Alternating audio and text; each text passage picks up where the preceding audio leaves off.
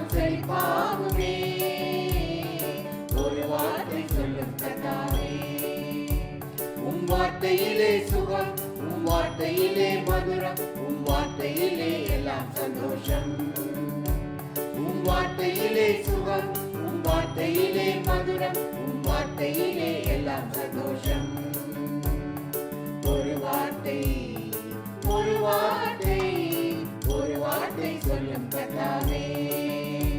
என் வாழ்க்கையெல்லாம் செழிப்பாகுமே. ஒரு வார்த்தை சொல்லும் கர்த்தாவே.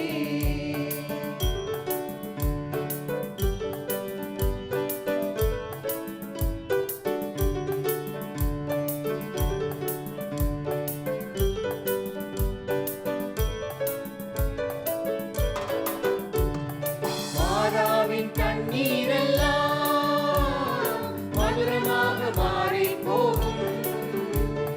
மாறாவின் தண்ணீரெல்லாம் மதுரமாக மாறி போகும். கண்ணீர் மாறிடும், துக்கம் மாறிடும். ஒரு வார்த்தை சொன்னால் போதுமே. ஒரு வார்த்தை, ஒரு வார்த்தை, ஒரு வார்த்தை சொல்லும் கர்த்தாவே.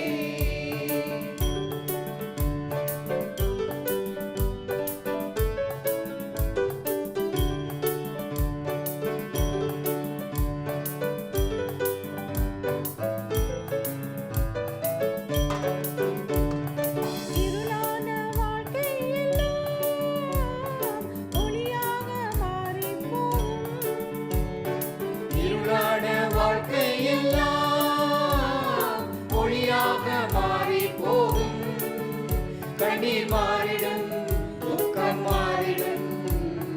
ஒரு வார்த்தை சொன்னால் போதுமே. ஒரு வார்த்தை, ஒரு வார்த்தை, ஒரு வார்த்தை சொல்லும் கர்த்தாவே.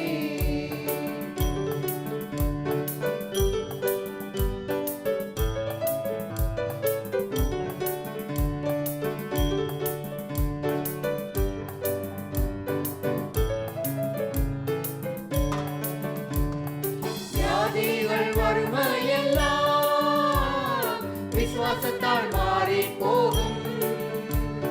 வியாதிகள் வறுமையெல்லாம் விசுவாசத்தால் மாறி போகும். கண்ணீர் மாறிடும், துக்கம் மாறிடும். ஒரு வார்த்தை சொல்லும் கர்த்தாவே. எங்கள் வாழ்க்கையெல்லாம் செழிப்பாகுமே. ஒரு வார்த்தை சொல்லும் கர்த்தாவே. உம் வார்த்தையிலே சுகம், உம் வார்த்தையிலே மதுரம், உம் வார்த்தையிலே எல்லாம் சந்தோஷம். உம் வார்த்தையிலே சுகம், உம் வார்த்தையிலே மதுரம், உம் வார்த்தையிலே எல்லாம் சந்தோஷம். ஒரு வார்த்தை, ஒரு வார்த்தை, ஒரு வார்த்தை சொல்லும் கர்த்தாவே. என் வாழ்க்கையெல்லாம் செழிப்பாகுமே. ஒரு வார்த்தை சொல்லும் கர்த்தாவே.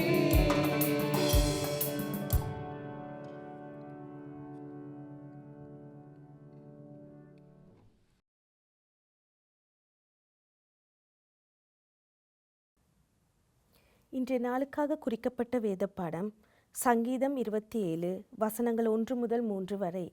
சங்கீதம் 27 வசனங்கள் 1 முதல் 3 வரை.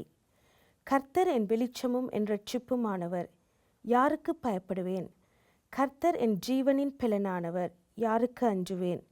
என் சத்துருக்களும் என் பகைஞர்களும் ஆகிய பொல்லாதவர்கள் என் மாம்சத்தை பற்றிக்க என்னை நெருக்குகையில் அவர்களே இடறி விழுந்தார்கள். எனக்கு விரோதமாக ஒரு பாளையம் இறங்கினாலும் என் இருதயம் பயப்படாது. என்மேல் யுத்தம் எழும்பினாலும் இதிலே நான் நம்பிக்கையாயிருப்பேன். வாசிக்கும்படியான வேத பாடம் வாசித்தாயிற்று.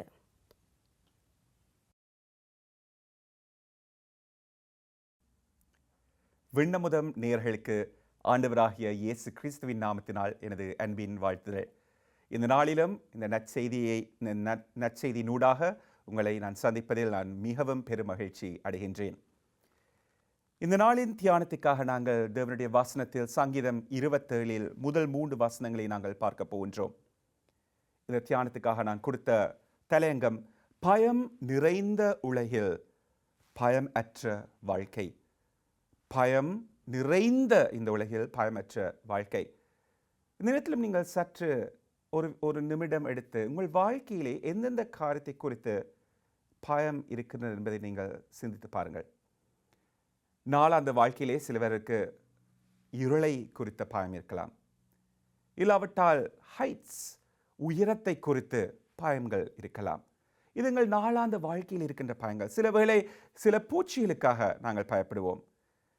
பலவிதமான பயங்கள் எங்கள் வாழ்க்கையிலே எங்களை பிடிக்கின்றது. ஆனாலும் இந்த நாளிலும் நான் இந்த தியானத்துக்காக நான் எடுத்து இல்லாவிட்டால் கதைக்க விரும்புகின்ற பயங்கள் எங்கள் வாழ்க்கையிலே தினமும் எங்களை ஆட்கொள்கின்ற பயங்களை குறித்து, எங்கள் எதிர்காலத்தை குறித்த பயம். சில வேளை நீங்கள் ஒரு முதிர் வரைந்த ஒரு தாப்பனாக இல்லை தாயாராக இருக்கலாம். உங்களது வாழ்க்கையை நீங்கள் யோசித்து பார்க்கும்போது எனது வாழ்க்கையினுடைய இறுதி கட்டம் எப்படியாக இருக்கும் என்றது குறித்த ஒரு பயம் காணப்படலாம். இல்லாவிட்டால் எங்களை சூழ நடக்கின்ற காரியம், இந்த நாட்களிலே கனடா தேசத்தை நாங்கள் எடுத்து பார்ப்போமானால் தினமும் நாங்கள் ஒரு விபத்தை குறித்து கேள்விப்படுகின்றோம். இல்லாவிட்டால் ஏதோ ஒரு காரியத்தின் நிமித்தமாக மக்கள் மரணம் அடைந்து கொண்டிருக்கிற அசம்பாவிதங்களை குறித்து நாங்கள் கேள்விப்படுகின்றோம். நாங்கள் இந்த நாட்டிலே வசிக்கும் பொழுது, இந்த வெளியிலே செல்லும் பொழுது நாங்கள் வீடு திரும்புவோமோ என்ற ஒரு பயம் கூட சில வேளை உங்களுக்கு இருக்கலாம். இல்லாவிட்டால் உங்களது வேலையை குறித்த ஒரு பயமாக இருக்கலாம். நான் வேலையை இழந்து விடுவேனோ என்ற ஒரு பயம் இருக்கலாம். உங்களது ஆஸ்தியை குறித்த ஒரு பயமாக இருக்கலாம். சில வேளை என்னென்று நான் வரப்போகின்ற மாசத்தை நான் முகம் கொடுக்க போன்றேன் என்ற ஒரு பயம் இருக்கலாம். உங்களுக்கு வாழ்க்கையில் இருக்கின்ற கடன்கள் கஷ்டங்களை நிமித்தமாக சில வேளை பயங்கள் இருக்கலாம். இல்லாவிட்டால் ஏதோ ஒரு வியாதி நிமித்தமாக பயம் இருக்கலாம். நீங்கள் வரப்போன நாட்டில் இருக்க போன்ற சிகிச்சையாக இருக்கலாம். இல்லாவிட்டால் அதை குறித்ததான ஒரு ரிசல்ட்ஸுக்காக நீங்கள் காத்திருக்கிறதில் நிமித்தமாக பயம் இருக்கலாம். பலவிதமான பயங்கள் எங்கள் வாழ்க்கையிலே எங்களை ஆட்கொள்கின்றது. இல்லாவிட்டால் ஒரு அன்பானவரை குறித்த பயம் இருக்கலாம். அவருக்கு என்ன நடக்கும்? உங்களது பிள்ளையாக இருக்கலாம், உங்களது பேரப்பிள்ளையாக இருக்கலாம். பலவிதமான பயங்கள் எங்கள் வாழ்க்கையை ஆட்கொள்கின்றது. இந்த நாளிலும் இந்த பயம் யாவும் எங்களோடு கூட சேர்ந்து பயணிக்கப் போகின்றது. ஆனாலும் எப்படியாக நாங்கள் பயமற்ற ஒரு வாழ்க்கையை வாழ முடியும் என்பதைத்தான் நாங்கள் பார்க்க போகின்றோம். இதைத்தான் நாங்கள் இந்த நாளிலும் கேட்ட தேவனுடைய வசனத்தை நாங்கள் பார்க்க போகின்றோம். சங்கீதம் 27 முதல் 3 வசனங்கள். இந்த சங்கீதத்தை தாவீது ராஜா எழுதும் பொழுது அவர் மிகவும் ஒரு இக்கட்டான சூழ்நிலையின் ஊடாக கடந்து சென்ற பொழுது அவர் எழுதினார். தனது வாழ்க்கையிலே எல்லாம் சுகமாக போகின்ற வேளையிலே அவர் எழுதவில்லை. மிகவும் ஒரு கடினமான பாதை கூட அவர் செல்லும் பொழுது தான் எழுதினார். ஆனால் இதன் மத்தியிலே நாங்கள் பார்க்கின்றோம் அங்கே ஒரு நம்பிக்கையும் ஒரு வெற்றி நிறைந்த ஒரு சங்கீதமாகவும் காணப்படுகின்றது. வெற்றி நிறைந்த, அவருடைய சூழ்நிலை சாதகமாக இருக்கவில்லை. ஆனாலும் அதன் மத்தியிலே அவர் ஒரு வெற்றிகரமாக நம்பிக்கையுடன் இந்த சங்கீதத்தை எழுகின்றார். இந்த இருளான இந்த சூழ்நிலையின் மத்தியினூடாக தாவீது சென்ற பொழுதிலும் இருள் அவரை மேற்கொள்ளவில்லை. இந்த நாளிலும் நீங்கள் செல்கின்ற பாதை ஒரு இருள் நிறைந்த ஒரு பாதையாக காணப்படலாம். சில வேளை நீங்கள் செல்கின்ற பாதை குறித்து மற்றவர்களோடு கூட நீங்கள் எடுத்து கதைக்க முடியாத ஒரு சந்தர்ப்பமாக இருக்கலாம். ஆனாலும் அப்படியான அந்த இருள் நிறைந்த அந்த சூழ்நிலையிலும் நீங்களும் நானும் தாவீதுக்காரன் எப்படியாக நம்பிக்கையுடனும் வெற்றியோடனும் இந்த பயம் நிறைந்த உலகத்திலே பயமற்றவனாக வாழ்ந்தானோ எங்களாலும் வாழ முடியும். அது நிமித்தமாக நான் கூறுகிறேன், இருள் நிறைந்த அந்த சூழ்நிலையை அவர் சென்றாலும் இருள் அவனை மூடிக்கொள்ளவில்லை.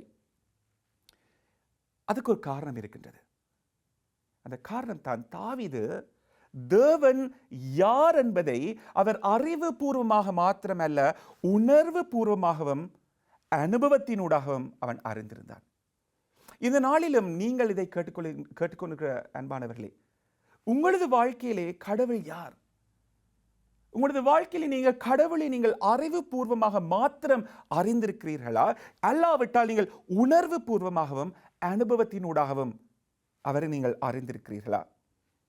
தாவீது அனுபவத்தினூடாகவும் அவர் உணர்வு பூர்வமாகவும் அறிந்ததன் நிமித்தமாகத்தான் இப்படியான ஒரு இடுக்கமான சூழ்நிலைக்கூடாக சென்ற சமயத்திலும் அதை அவர் வெற்றிகரமாக முகம் கொடுக்கக்கூடியதாக இருந்தது.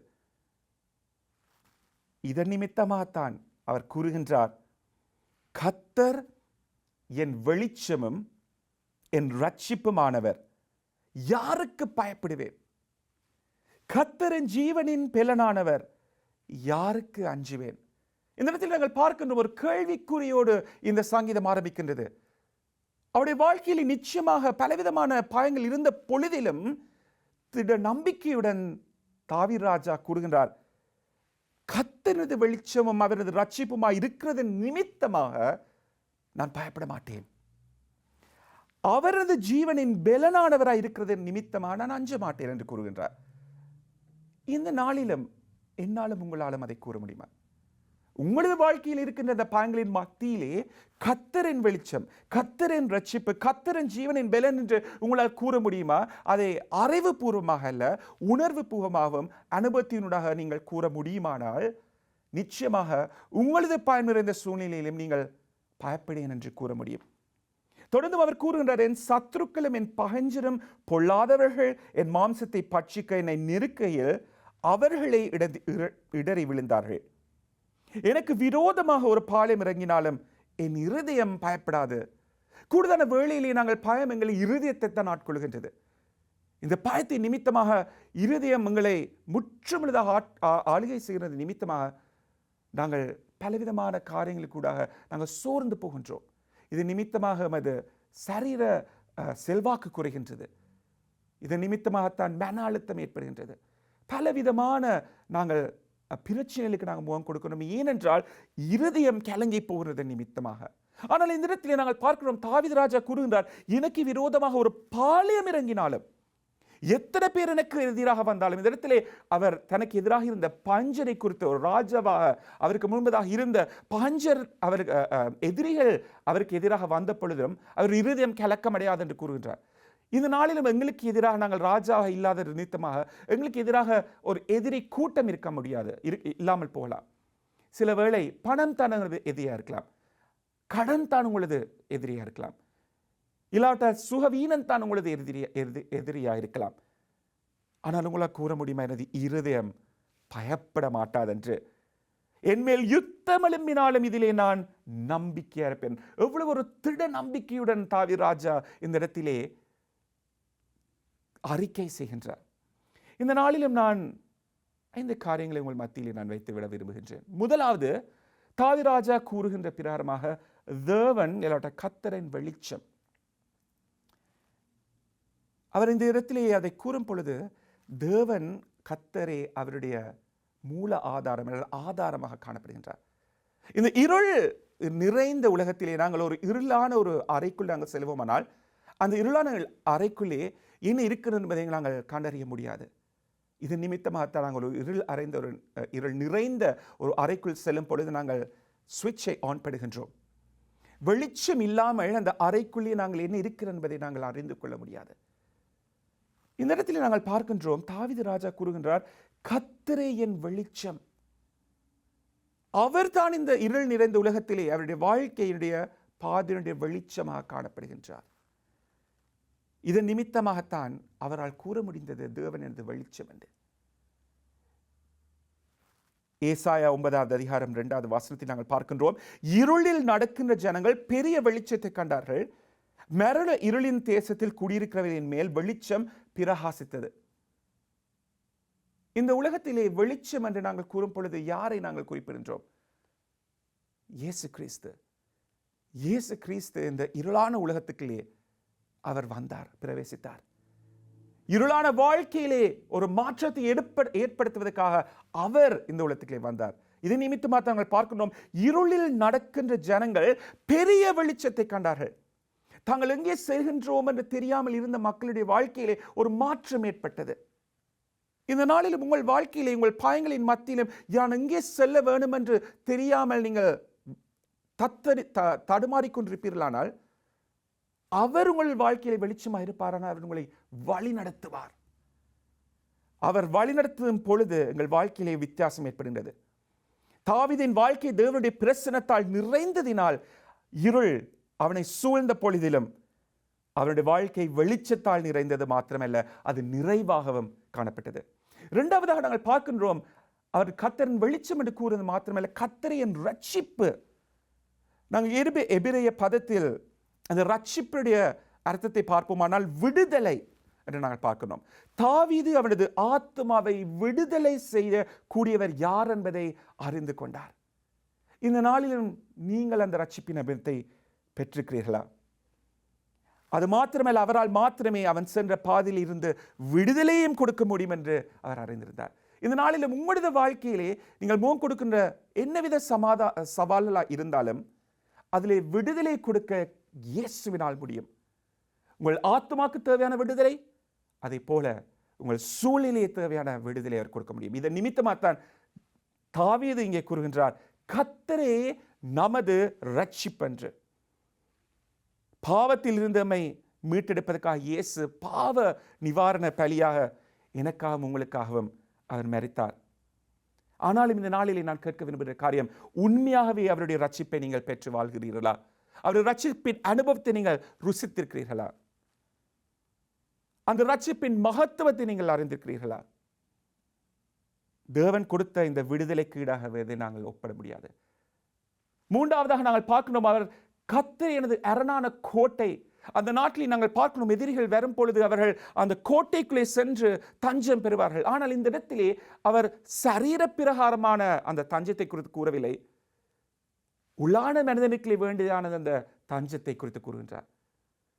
நாங்கள் சரீர பிரகாரமாக வேண்டிய கோட்டையில் பல இருக்கின்ற, அது விசேஷம் எமது கலாச்சாரத்தை எடுத்து பார்ப்போமானால் எமது படிப்பு, பட்டங்கள், அந்தஸ்து, இவை யாவும் எமது கோட்டையில் இருக்கின்றன. ஆனால் இந்த யாவும், இந்த கோட்டைகள் நிரந்தரமான கோட்டைகள் அல்ல. இதன் நிமித்தமாகத்தான் தாவீது கூறுகின்றார், கர்த்தரே எனது அரணான கோட்டை என்று.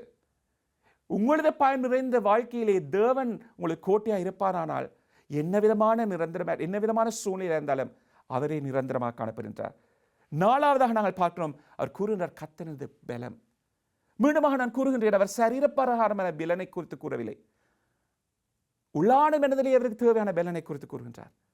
தேவனை பலப்படுத்துகின்றவராய் காணப்படுகின்றார். நாங்கள் கூடுதலான வேளையிலே எமது வாழ்க்கையிலே பிரச்சனைகள் காணப்படுவது, நாங்கள் செல்கின்றோம் எமது அன்பானவர்களை நோக்கி, நாங்கள் முதலாவது செல்கின்றோம் எமது தொலைபேசிகளை நோக்கி. ஆனால் இந்த இடத்திலே தாவீதுக்காரன் தேவனை நோக்கி கூப்பிடுகின்றார், தேவனை அவரது பலனாக காணப்படுகின்றார். கடைசியாக நாங்கள் பார்க்கின்றோம், அவர் கூறுகின்றார், கர்த்தரே எனது கேடகம் என்று. தேவன் தான் அவருக்கு ஒரு கேடகமாக காணப்படுகின்றார். ஏனென்றால் அவருடைய வாழ்க்கையிலே பலவிதமான போராட்டங்கள், பலவிதமான யுத்தங்களை அவர் எதிர்நோக்க வேண்டியவனாய் காணப்பட்டார்.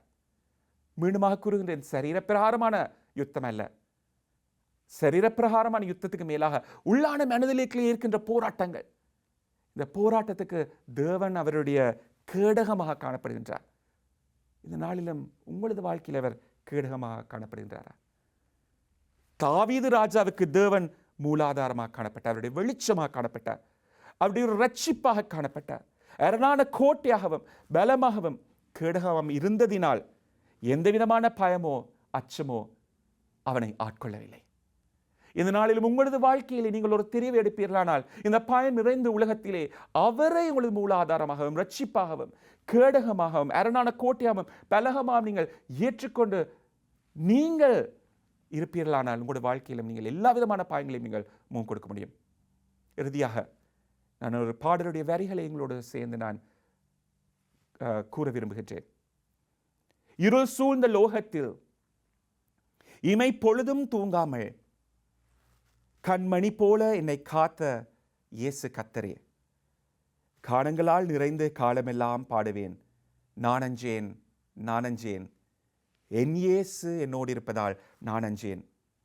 அலைகள் படகின் மேல் மோதியை ஆழ்த்தினாலும் கடல் மேல் நடந்து வந்து கர்த்தரே என்னை தூக்கினதால் அலைகள் நீக்கி அவர் அமைதிப்படுத்தினார், நான் அஞ்சேன் நான் அஞ்சேன். மரண பள்ளத்தாக்கில் நான் நடந்த வேளைகளில் கர்த்தரே என்னோடிருந்து தேற்றினார், தம் கோலினால் பாத்திரம் நிரம்பி வழிய ஆவியால் அபிஷேகம் பண்ணினார், நான் அஞ்சேன் நான் அஞ்சேன். இந்த பயம் நிறைந்த உலகத்திலே அவர் எங்களோடு இருப்பாரானால் என்ன விதமான பயங்களாக இருந்தாலும் எங்களால் முகம் கொடுக்க முடியும். நாங்களும் இந்த நாளும் தாவீது ராஜா கூறுகின்ற பிரகாரமாக தேவன் எனது வெளிச்சமும் ரட்சிப்புமான யாருக்கு பயன்பெறும் என்ற அந்த உறுதிப்பாடோடு எங்களது ஓட்டத்தை நாங்கள் ஓடுவோமானால் என்ன விதமான சூழ்நிலையாலும் நாங்கள் முகம் கொடுக்க முடியும். கர்த்தர் உங்கள் யாவரையும் ஆசீர்வதிப்பாராக.